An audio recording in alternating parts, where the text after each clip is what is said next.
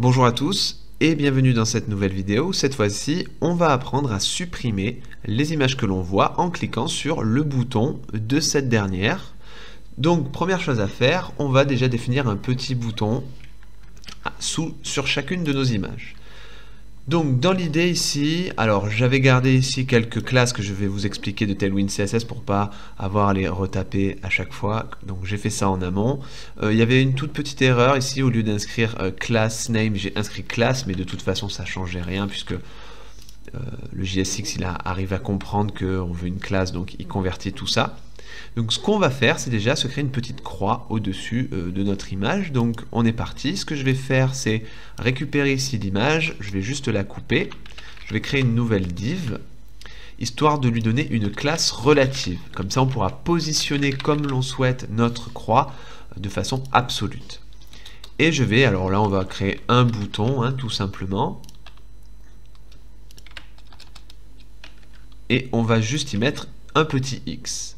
Et le style va se passer ici. Donc je vais simplement récupérer les classes que j'avais enregistrées hors caméra. Je vais juste faire class name. Et là j'avais refait la même erreur. C'est bien class name.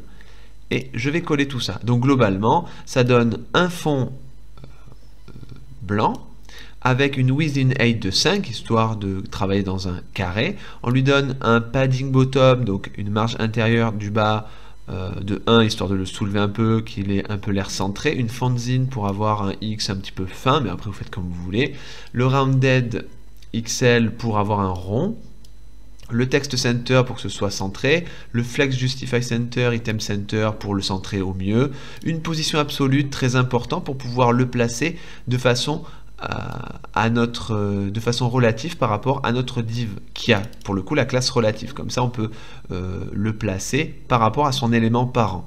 Le text red 500 pour avoir une croix rouge, mais ça c'est du style. Le right 0 parce qu'on utilise la position absolue pour le mettre tout à droite de cette div là dont il est l'enfant. Le texte SM pour avoir un petit pour réduire la graisse de la police, et le focus outline none pour pas avoir un contour lorsque je clique sur le X. Voilà. Donc globalement, j'enregistre et si je regarde, ça me donne quelque chose de ce genre. Voilà. Donc on peut cliquer dessus. Bien sûr, ça ne fera rien. Donc on est parti. Qu'est-ce qu'on va faire? Donc déjà, on est au courant qu'on a besoin d'un événement au clic, donc on click. Donc ça, on sait faire.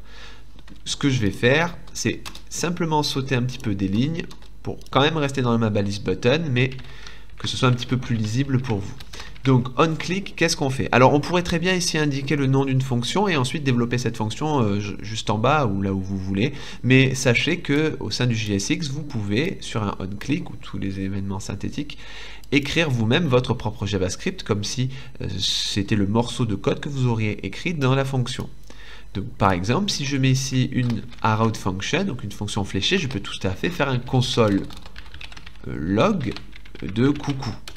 Et le code va s'exécuter. C'est-à-dire que lorsque je clique sur mon bouton, je vais voir coucou. Donc on va faire examiner l'élément juste pour voir si déjà ça fonctionne. On voit que coucou apparaît. Très bien. Ensuite, on va faire quelque chose d'assez important, c'est pouvoir identifier quelle est l'image que l'on veut supprimer. Parce qu'effectivement, contrairement à l'ajout d'une image, bon, on n'a pas forcément besoin d'identifiant, on ajoute les images comme ça, à flot, quoi, à la volée. Et maintenant, lorsque je veux supprimer par exemple la première ou la seconde ou la dernière, c'est vraiment cibler la donnée en question. Donc ce que je vais faire, ça va être de passer un index. Donc cet index, je vais le passer au niveau de mon mapping. Donc en deuxième argument, je peux passer l'index qui sera le numéro. Et ça, je vais le passer en clé. En clé à mon élément ici parent du JSX, donc je fais un key et je passe l'index. Comme ça, j'ai accès à l'index au sein de mon JSX. Et c'est bien, comme ça, je peux passer au sein de ma fonction sur le clic, le code que j'ai envie pour dire, bon, on va supprimer l'image qui a cet index-là. Donc, si vous avez regardé un petit peu la documentation de React, vous savez très probablement qu'il y a toute une explication sur le pourquoi il ne faut pas utiliser d'index pour pouvoir identifier justement un élément et que c'est une mauvaise pratique. J'en suis conscient, seulement je vous préviens, c'est pas la meilleure des choses à faire et il préconise davantage de récupérer et d'identifier l'élément via un ID qui proviendrait de la base de données ou quelconque identifieur qui serait depuis une base de données. Mais là, on n'a pas de base de données sous la main. Donc, comme on n'a pas de données spécifiques sous la main, qu'est-ce qu'on va faire? On va utiliser l'index, mais c'est dans un objectif pédagogique. Sachez que demain, si vous développez une application en production, récupérez la key, récupérez la clé si vous voulez identifier quelque chose depuis un ID de la BDD par exemple. Voilà. Donc cette petite parenthèse à part, on n'a plus qu'à écrire notre code et vous allez voir que c'est assez simple tout de même. Donc on va plus avoir à faire un console log, mais quand même pour tester les choses, on va voir si je fais un petit console log de mon index, si ça fonctionne bien. Donc on va cliquer ici, vous voyez, sur la croix de la première image et on a bien 0 qui est apparu. Si c'est sur la dernière, on a bien l'index 3 puisque c'est indexé de cette façon en débutant par 0. Donc 0, 1, 2 et 3. Maintenant, on n'a plus qu'à écrire le fameux code. Alors là, c'est assez simple. Il y a plusieurs façons de faire. Je vais utiliser la méthode filter.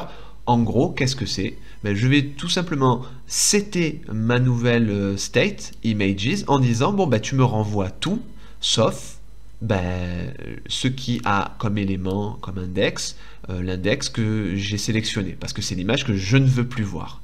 Donc on est parti, on va écrire un petit peu de logique, ça va être très simple. Donc déjà, je prends mon state images qui contient toutes mes données et je vais le filtrer, filter, et là je vais y passer ma logique. Donc j'ai besoin de quoi? J'ai besoin de l'image, hein. Donc on va simplement écrire image, mais d'autant plus, on a besoin du deuxième argument qui est l'index, donc on va l'appeler i, pour ne pas confondre avec le véritable index sur lequel je veux comparer. Là, on refait une fonction fléchée à l'intérieur et on va écrire notre logique. Je veux que tu me retournes tout, sauf ce qui est différent de l'index sur lequel j'ai cliqué. Et oui, en effet, c'est l'image que je ne veux plus voir. Donc, on va faire i strictement différent de index. Si j'ai cliqué sur la dernière image, donc qui a l'index 3, je renvoie tout, tant que c'est différent de 3. C'est effectivement le cas.